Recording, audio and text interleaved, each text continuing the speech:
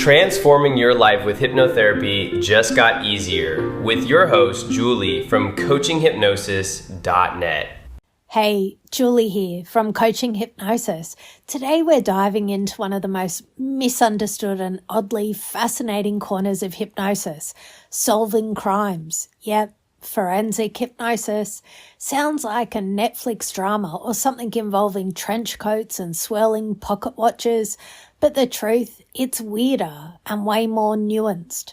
I've been a clinical hypnotherapist in strategic psychotherapy for over a decade, helping people rewire their brains without even changing out of their pajamas. So let's untangle the reality behind the headlines.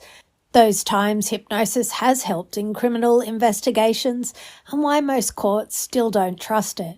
Myth versus reality. Forensic hypnosis isn't about mind control or digging up buried memories like some crime-solving wizard. In fact, in Australia and many other places, forensic hypnosis isn't even admissible in court.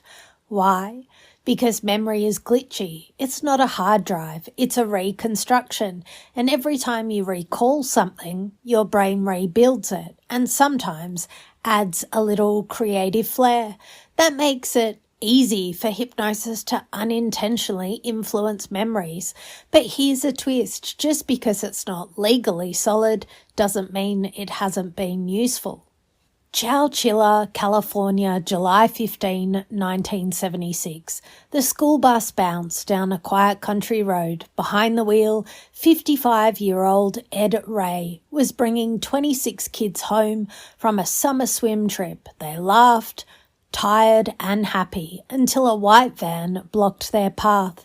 3 masked men jumped out, guns raised. In minutes, the children and Ed were taken, shoved into 2 modified vans, windows blacked out, driven for hours to a rock quarry, and forced underground into a buried truck trailer. They were buried kinda alive. The kidnappers' ransom call came. They demanded $5 million, equivalent to over $27 million today.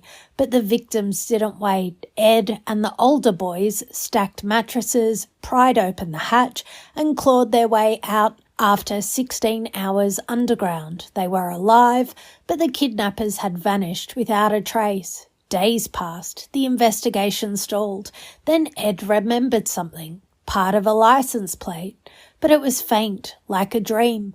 A federal agent suggested hypnosis. This won't create anything, he told Ed. It just helps you find what's already there. In calm trance, Ed focused and suddenly 4B2 something 9, 5 digits, that was enough. Police cross-referenced van registrations and quarry access records. That single memory led them to Frederick Woods and the Schoenfield brothers, 3 men from wealthy families, yet drowning in debt. The search turned up everything: ransom plans, maps, a gateway car painted in black camouflage, and the list of the children's names scrawled on fast food wrappers. All 3 were arrested and eventually sentenced to life in prison. Ed Ray didn't become a hero because of hypnosis, but hypnosis helped him remember. And that memory helped end one of the most brazen kidnapping plots in US history. $5 million, 27 lives, 1 memory. Where it works, there are 2 ways hypnosis can help solve crimes, not in court, but during the investigation phase. 1. Investigative hypnosis. Think of it like interviewing someone in a relaxed, focused state. The goal isn't to extract facts under pressure, it's to surface details they might have overlooked. In the US, some police departments like the LAPD saw real value here. In one report, hypnosis sessions provided helpful leads in 77% of cases.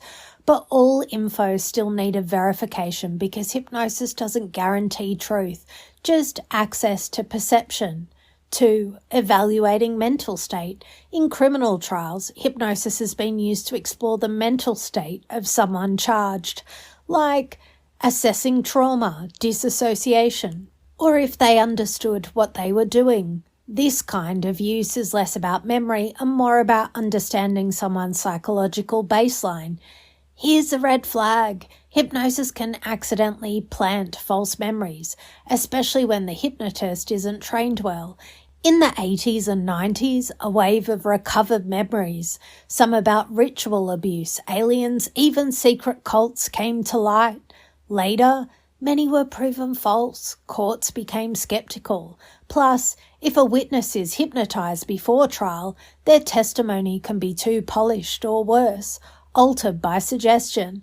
In some places, just being hypnotized disqualifies a witness.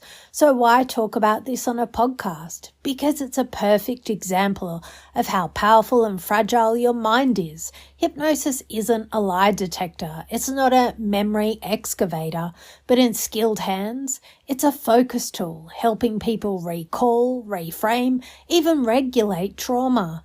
It's a lens, not a flashlight. And when it comes to solving crimes, it's useful for brainstorming, not convicting. So the next time you hear a crime show say, she remembered it under hypnosis, know this, maybe she did. But memory under pressure isn't always memory under truth. Forensic hypnosis is a fascinating slice of history and a controversial corner of psychology. Don't believe the TV drama hype. If you found this wild corner of hypnosis interesting, hit that follow button, share with a mate, or drop a message at coachinghypnosis.net. I'm Julie, and I'll catch you next time, where we'll probably be tackling other curveball topics like fear of flying, quitting sugar, or even hypnosis for pets. Stay curious.